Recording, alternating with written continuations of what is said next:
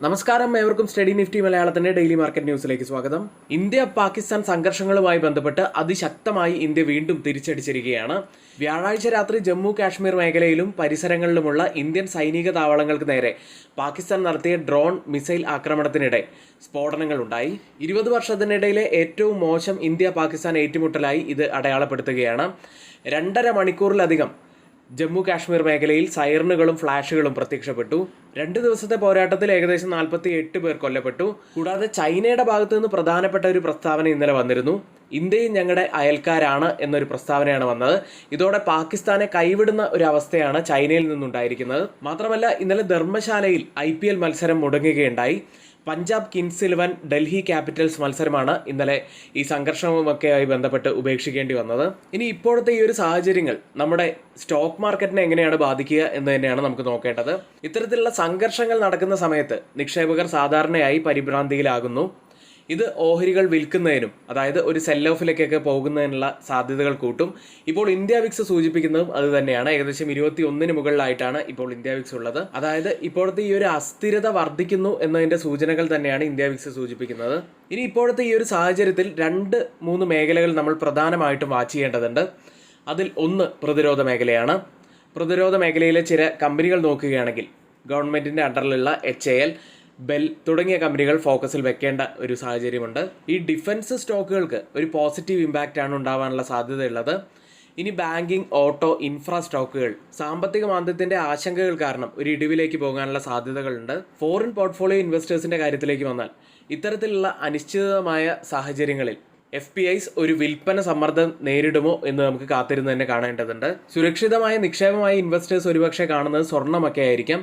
അതുകൊണ്ട് തന്നെ Indian rupee ദുർബലമാവാനുള്ള ഒരു സാധ്യതകളുണ്ട്. ഇന്ത്യൻ വിപണിയൊക്കെ വലിയ ഇടിവിലേക്ക് പോയാലും പെട്ടെന്ന് തന്നെ റിക്കവർ ചെയ്ത് എടുക്കുന്ന ഒരു സ്വഭാവമാണ് മുൻകാലങ്ങളിൽ നമ്മൾ കണ്ടിട്ടുള്ളത്. ഇന്ന് പുലർച്ചെ ക്ലോസ് ചെയ്ത US മാർക്കറ്റുകളിലേക്ക്.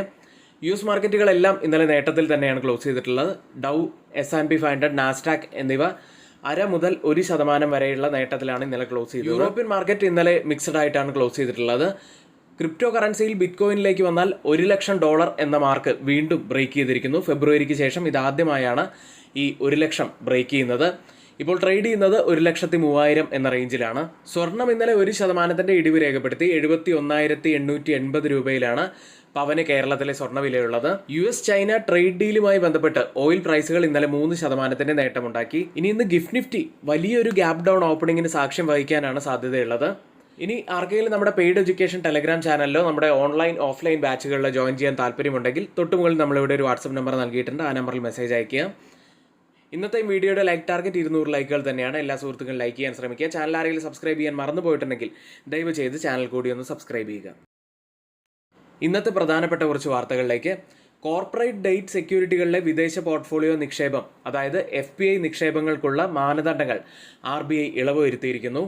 പൊതുവായ വഴിയിലൂടെ നടത്തുന്ന നിക്ഷേപങ്ങൾക്കാണ് ഇപ്പോൾ ഇളവ് ബാധകമാകുന്നത്. ഇന്ത്യൻ കോർപ്പറേറ്റ് ബോണ്ട് വിപണിയിൽ FPI പങ്കാളിത്തം വർദ്ധിപ്പിക്കുക എന്നതാണ് ഈ നീക്കം കൊണ്ട് ലക്ഷ്യമിടുന്നത്.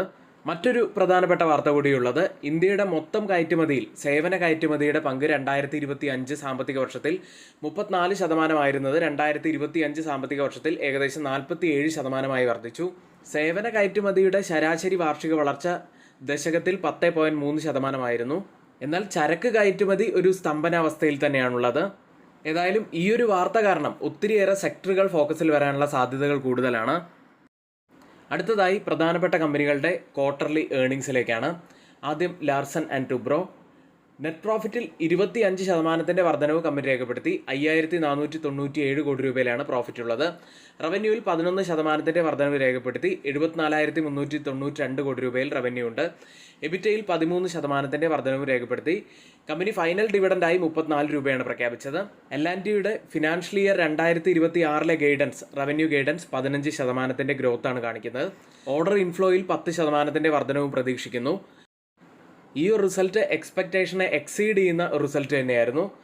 അടുത്തത് ബ്രിട്ടാനിയ ഇൻഡസ്ട്രീസ് എന്ന കമ്പനിയാണ്. നെറ്റ് പ്രോഫിറ്റിൽ 4.2% വർധനവ് രേഖപ്പെടുത്തി 559.1 കോടി രൂപയിലാണ് പ്രോഫിറ്റ് ഉള്ളത്. റവന്യൂവിൽ 8.9% വർധനവും ബോർഡ് ഫൈനൽ ഡിവിഡൻഡായി 75 രൂപയുമാണ് പ്രഖ്യാപിച്ചത്. അടുത്തത് ടൈറ്റാൻ കമ്പനി. നെറ്റ് പ്രോഫിറ്റിൽ 10.7% വർധനവ് രേഖപ്പെടുത്തി 870 കോടി രൂപയിലാണുള്ളത്. റവന്യൂവിൽ 19.7% വർധനവ് രേഖപ്പെടുത്തി 13,477 കോടി രൂപയിലാണുള്ളത്. എബിറ്റയിൽ 29.7% വർധനവും കമ്പനി രേഖപ്പെടുത്തി. ബോർഡ് ഡിവിഡൻഡായി 11 രൂപയാണ് പ്രഖ്യാപിച്ചത്. അടുത്തത് യൂണിയൻ ബാങ്ക് ഓഫ് ഇന്ത്യയാണ്.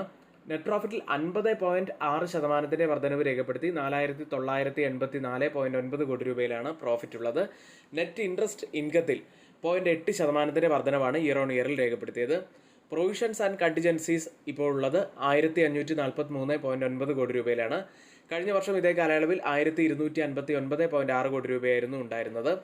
ഗ്രോസ് NPA 3.60% കഴിഞ്ഞ ക്വാർട്ടറിൽ അത് 3.85%.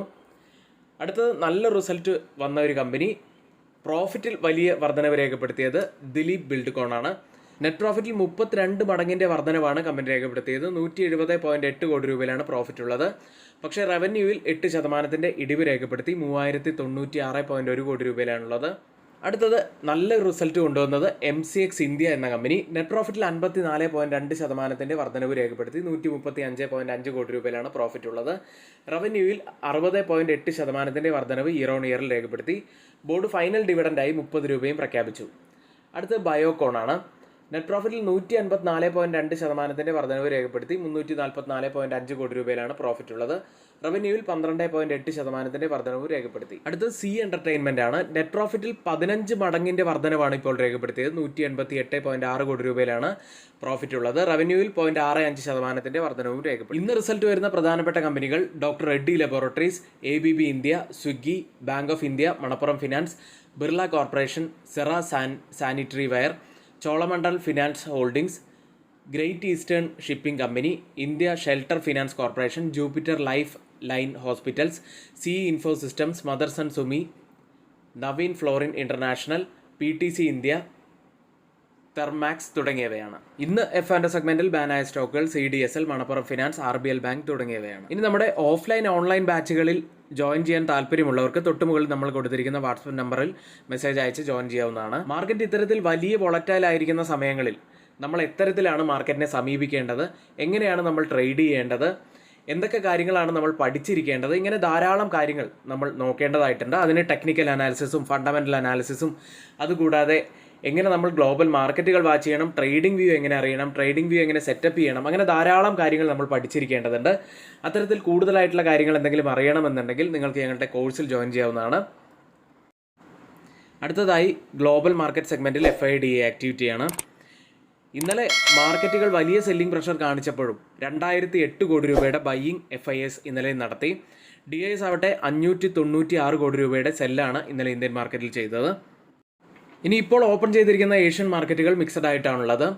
ഗിഫ്റ്റ് നിഫ്റ്റി ഇപ്പോൾ ഉള്ളത് 24,012 എന്ന നിലയിലാണ്. ഇപ്പോൾ സമയം 6 മണി കഴിഞ്ഞ് 50 മിനിറ്റ് ആണ്. ഇപ്പോഴത്തെ ഈ ഒരു നില വെച്ച് ഏകദേശം നിഫ്റ്റിയിൽ 270 പോയിന്റ്സിന്റെ ഒക്കെ ഒരു ഗ്യാപ് ഡൗൺ ഓപ്പണിങ്ങിനാണ് സാധ്യതയുള്ളത്. മറ്റ് ഏഷ്യൻ മാർക്കറ്റുകളിൽ ജപ്പാൻ മാർക്കറ്റ് നിക്കി 1% മുകളിൽ നേട്ടത്തിലാണ്. സിംഗപ്പൂർ മാർക്കറ്റ് 0.36% നേട്ടത്തിലും കോസ്പി മാർക്കറ്റ് 0.36% ഇടിവിലും ട്രേഡ് ചെയ്യുന്നു.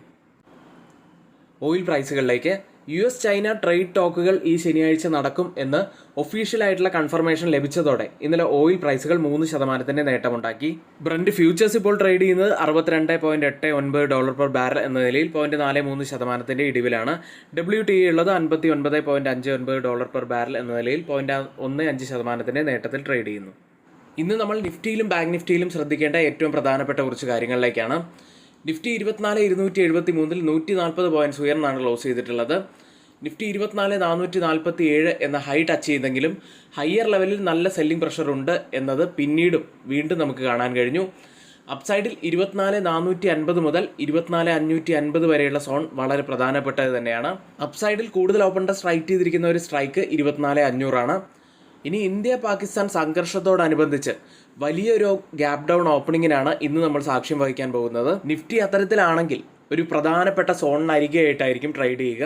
അത്തരത്തിലാണെങ്കിൽ ഈ സോൺ ടച്ച് ചെയ്തതിന് ശേഷമോ അല്ലെങ്കിൽ ഈ സോണിൽ വന്നതിന് ശേഷമോ ഒരു റിവേഴ്സൽ ലഭിക്കുമോ എന്ന് തന്നെയാണ് നമ്മൾ വാച്ച് ചെയ്യേണ്ടത്.